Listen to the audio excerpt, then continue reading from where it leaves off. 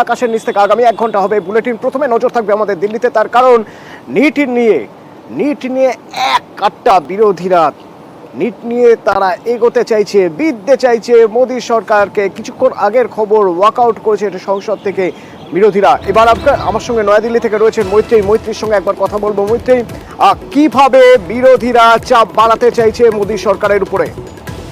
দেখো, নিট বিতর্কে অর্থাৎ নিট দুর্নীতি নিয়ে কিন্তু বিরোধীরা তারা চাইছেন, তারা প্রবল চাপ বাড়ানোর পথেই হাঁটছেন সরকারের দিকে।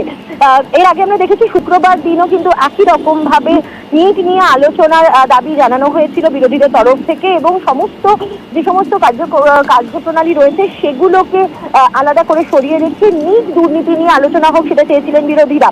সেখানেও হইহট্টগোল হয় এবং আজকেও কিন্তু একই দাবি তারা তুলেছেন, এবং সেই তুলে কিন্তু এই মুহূর্তে সরগরম হয়ে উঠেছে সংসদ। মূলত তারা চাইছেন যে নিট যে দুর্নীতি, সেই দুর্নীতি নিয়ে সরকারকে যে পরিস্থিতি তৈরি হয়েছে সেই পরিস্থিতিতে সরকারকে প্যাচে ফেলতে চাওয়াটাই কিন্তু বিরোধীদের এই মুহূর্তে লক্ষ্য। অন্যদিকে এনডিএ সরকারের তরফ থেকে এটা চেষ্টা করা হচ্ছে যে যেভাবে হোক এটা ডজ করা যায়। তারা বলছেন বারবার করে যে দেশের একটা বিচারাধীন বিষয় রয়েছে, এখনো সুপ্রিম কোর্টের অধীনে রয়েছে, ফলে সেখানে দাঁড়িয়ে সংসদের ভেতরে এই নিয়ে আলোচনা করা সম্ভব নয়। এবং তাদের বক্তব্য, তারা এই আলোচনাটা থেকে এগোতে কোনোভাবে পাশ কাটাতে চাইছেন, যদিও বিরোধীরা কিন্তু তারা সাঁড়াশি আক্রমণে রয়েছেন এবং তারা সাঁড়াশি আক্রমণ করে চলেছেন। বোধ রাজ্যসভা এবং লোকসভায় দুদিকেই তারা দাবি তুলছেন যে নিট বিতর্ক, নিট দুর্নীতি নিয়ে আলোচনা হওয়া প্রয়োজন।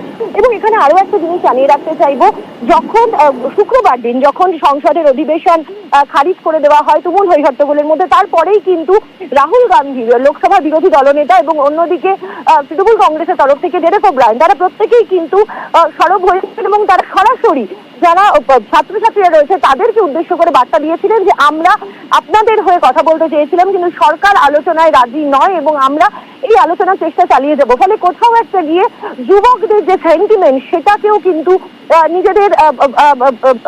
কিন্তু ব্যবহার করে সরকারের ওপর চাপ বাড়াতে চাইছে বিরোধীরা, এবং সেই চাপের ছবি কিন্তু, সেই চাপ বাড়ানোর কৌশলই কিন্তু শুক্রবারও আমরা দেখেছি লোকসভা, এবং আজও কিন্তু দেখা যাচ্ছে যখনই অধিবেশন শুরু হয়েছে তারপর থেকেই। অতনু, মৈত্রীর সঙ্গে থাকো তৃণমূল সাংসদ সায়নী ঘোষ, কি বলছেন? लगातार यही कह रहे हैं कि इस मुद्दे पे चर्चा हो और बाकी जो भी बिजनेस है उसको सस्पेंड करके, क्योंकि it involves lakhs and lakhs of students. लेकिन मुझे पता नहीं कि इस गवर्नमेंट की क्या टेंडेंसी है कि हर बार चाहे वो मणिपुर हो या वो नीट हो, हमेशा वो चाहते हैं कि अवॉइड कर जाए मुद्दे को। But we are going to force on this and we are going to focus on this. Like I told you, it's a matter of lakhs and lakhs of children's future. So we are going to bring it up time and again.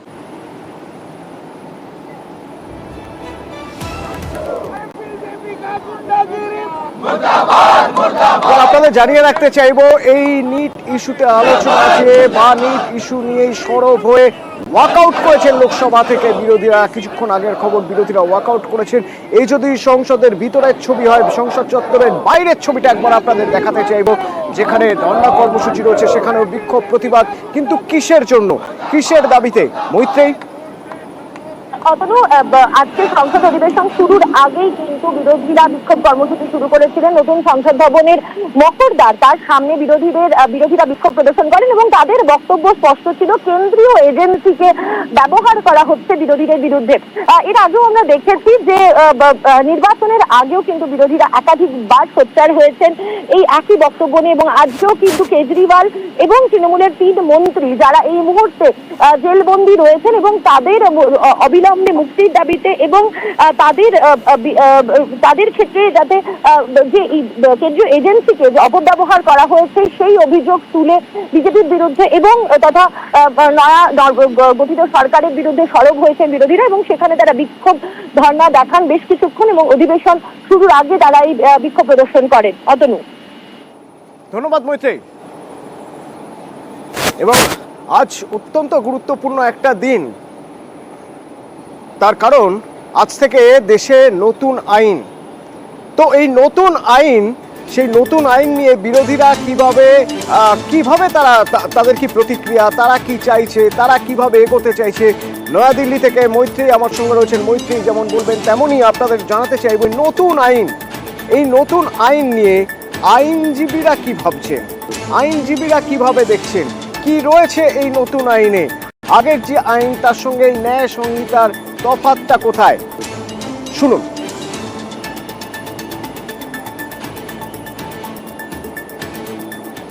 প্রথমত বলি, এই আইনের যেমন ভালো দিক আছে তেমনি অনেক গ্রে এরিয়াও আছে। যেহেতু সেকশন গুলো পুরোপুরি ভাবে শিফট করে গেল, যা প্রথম একটা অসুবিধা তো ডেফিনেটলি হবে। আর ইনফ্রাস্ট্রাকচার সেভাবে তৈরি না করে এই আইনটা আনার ফলে যে বড় ডার্ক এবং গ্রে এরিয়া যেটা দেখা যাচ্ছে, একটা ইলেকট্রনিক এভিডেন্স, এখন তো সব জায়গায় ইলেকট্রনিক এভিডেন্স, এটাকে আনার জন্য অনেক চেষ্টা হয়েছে এই মামলার মধ্যে, এটা একটা সাধুবাদ জানানো হয়। কিন্তু এরা আনার জন্য যে তাড়াহুড়ো ব্যাপারটা আছে, অর্থাৎ যে 65B ফরম্যাট 63 সেকশনে আমাদের মধ্যে পাবো, সেই ফরম্যাটের মধ্যে হ্যাশ ভ্যালু উল্লেখ করতে বলা হচ্ছে 3টি অ্যালগোরিদমের। তো এই MD5 SHA-1 এবং SHA-256 অ্যালগোরিদমে এই হ্যাশ ভ্যালু ক্যালকুলেট করতে সাধারণ মানুষ যাদের কাস্টডি থেকে এভিডেন্স দেওয়া হচ্ছে, তারা সিসিটিভি ফুটেজ দিচ্ছে বা কোনোভাবে মোবাইল দিচ্ছে, তারা কোত্থেকে এটা ক্যালকুলেট করবে? এই প্র্যাকটিক্যাল জায়গাটা কিন্তু বিরাট বড় একটা ভয়েড বা অন্ধকার জায়গা রয়েছে।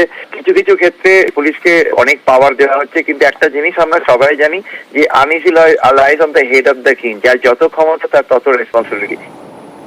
এ হলো কিছু বাস্তব সমস্যা যা আইনজীবীরা মনে করছেন এবং বিরোধীরা প্রথম থেকেই বলে আসছেন। মমতা বন্দ্যোপাধ্যায় তিনি চিঠি দিয়েছেন প্রধানমন্ত্রীকে, কংগ্রেস চিঠি দিয়েছে, বিরোধীরা বারবার বলে এসেছে যে আরও বোধহয় আলাপ আলোচনার প্রয়োজন রয়েছে, তারপরেই এই আইন কার্যকর করা হোক। 1 জুলাই যেন কার্যকর না করা হয়, কিন্তু সরকার পক্ষ ঠিকই করে ফেলেছিল 1 জুলাই থেকে নতুন আইন কার্যকর হবে। এবং মনে রাখতে হবে, এই আইন যখন পাশ হয়, এই বিল যখন পাশ হয়, সে সময় 146 জন সাংসদ সাসপেন্ডেড, 146 জন সাংসদকে সাসপেন্ড করা হয়েছিল সে সময়। তারপরে এই বিল পেশ করা হয় এবং এই বিল এরপরে পাশ হয়ে যায়, তারপরে রাষ্ট্রপতির সই এবং এই আইন আজ থেকে কার্যকর। মৈত্রীর কাছে আমার প্রশ্ন, মৈত্রী, বিরোধীরা কিভাবে দেখছে, বিরোধীরা কিভাবে পদক্ষেপ করতে চাইছে? তারা তো চাইছিল না, কংগ্রেস বা তৃণমূল বা INDI এর অন্যান্য যারা শরিক রয়েছেন তারা তো কেউই চাইছিল না যে এত তাড়াহুড়ো করে এই আইন 1 জুলাই থেকেই চালু করা হোক। একেবারেই দেখো তনু, বিরোধীদের তরফ থেকে কিন্তু একাধিক জায়গায় আপত্তি ছিল এবং যেমনটা তুমি বললে যে যখন এই আইন পাশ করা হয় তখন সম্ভবত সংসদের ইতিহাসে সব থেকে বেশি জন সাংসদকে তাদেরকে সাসপেন্ড করা হয়েছিল এবং তারপরেও কিন্তু দেখা গিয়েছে যখন পার্লামেন্ট কমিটির কাছে এসেছিল এই বিল আলোচনার জন্য, তখনও কিন্তু তৃণমূল কংগ্রেসের তরফ থেকে ডেরেক ওব্রায়েন কিংবা কাকুলি ঘোষ দস্তিদার, কংগ্রেসের তরফ থেকে পি চিদম্বরম, ডিএমকে তরফ থেকে দয়ানিধি মারান সহ একাধিক সাংসদ তারা প্রতিবাদ জানিয়েছিলেন, একাধিক অংশ নিয়ে তাদের আপত্তি ছিল এবং তাদের বক্তব্য যে এই আইনের এই যে 3টি আইন আনা হচ্ছে, এই 3টি আইন নিয়ে আরো আলোচনার প্রয়োজন। কেন তারা মনে করেছিলেন আলোচনার প্রয়োজন? তার কারণ এই আইনের যে লুপহোলস গুলো রয়েছে, যেখানে অপটিমাম ক্ষমতা দেওয়া হচ্ছে পুলিশ আধিকারিকদের, কিন্তু তার সঙ্গে সঙ্গে ইনফ্রাস্ট্রাকচারাল ডেভেলপমেন্টেরও প্রয়োজন রয়েছে এবং সেক্ষেত্রে দাঁড়িয়ে তারা মনে করছিলেন যে সাধারণ মানুষের অধিকার খর্ব হবে। এবং আমরা যেটা বিরোধীদের তরফ থেকে জানতে পারছি যে নিটের সঙ্গে সঙ্গেই কিন্তু আজকে লাগু হওয়া এই 3টি আইনের বিরুদ্ধেও কিন্তু বিরোধীরা এককাট্টা হবেন এবং তারা এককাট্টা হয়ে তারা তাদের প্রতিবাদ তারা শুরু করবেন। কিন্তু এখন আইন যেহেতু লাগু হয়ে গেছে, সেই জায়গায় দাঁড়িয়ে তারা তাদের স্ট্র্যাটেজি, কাউন্টার স্ট্র্যাটেজি কিন্তু তারা অন্যভাবে ঠিক করতে চলেছেন এবং সেই কাউন্টার স্ট্র্যাটেজি নিয়ে তারা এগোবেন বলে আপাতত তারা সিদ্ধান্ত নিয়েছেন। ফলে সেই জায়গায় দাঁড়িয়ে যে কোথায় কোথায় লুপহোলস রয়েছে সেগুলোকে আইডেন্টিফাই করা এবং সেই লুপহোলসের জায়গাগুলোকেই সাধারণ মানুষের কাছে তুলে ধরা এবং তাদের কাছে এটা প্রকাশ্যে আনা যে এই 3টি আইন, সেই 3টি আইনে আদতে মানুষের কতটা লাভ হবে বা লাভের থেকেও বেশি কতটা ক্ষতি হবে সেটাই তারা তুলে ধরতে চাইছেন। অতনু, ধন্যবাদ মৈত্রী। এবং এই আইন আজ থেকে লাগু হচ্ছে, কার্যকর হচ্ছে, তার আরেকটা দিকও রয়েছে, যে দিকটা আইনজীবীরা মনে করছেন অত্যন্ত গুরুত্বপূর্ণ। আজ থেকে এই আইন কার্যকর, তার মানে হলো গতকাল রাত 11টা 59 পর্যন্ত যে মামলাগুলো পুরনো আইন অনুযায়ী যে মামলাগুলোর শুনানি হওয়ার কথা ছিল, সেই সব মামলার কি হবে? কারণ রাত ঠিক 12টা বাজার পর 1 জুলাই হয়ে যাচ্ছে, এবার তো নতুন আইন, তাহলে পুরনো মামলাগুলোর বকেয়া মামলাগুলো কি হবে? প্রশ্ন তুলছেন আইনজীবীরা।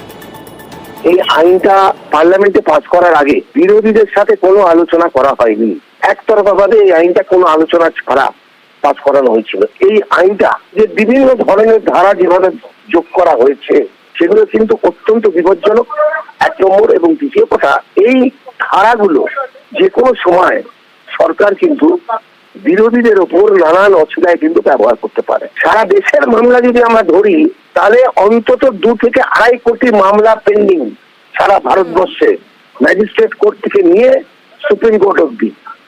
এই মামলাগুলো তো বন্ধ করা যাবে না। এই মামলাগুলো পুরনো আইনে কিন্তু প্যারালালি চলবে নতুন মামলার সাথে, মানে পুরো ক্রিমিনাল জাস্টিস সিস্টেমটা কিন্তু ফেল করবে। জেসিবির খবর দেবো আপনাদের, জেসিবির ব্যাকগ্রাউন্ড জানাবো। জেসিবি নামটার সঙ্গে বোধহয় আপনারা এবার পরিচিত হয়ে গেছেন। সেই জেসিবি, যে জেসিবি মাতব্বরি করতে পারে, বেধড়ক মারতে পারে সালিশি সভায়, সেই জেসিবির আরও অনেক কীর্তিকলাপ রয়েছে। সে খবর দেবো বিরতির পর।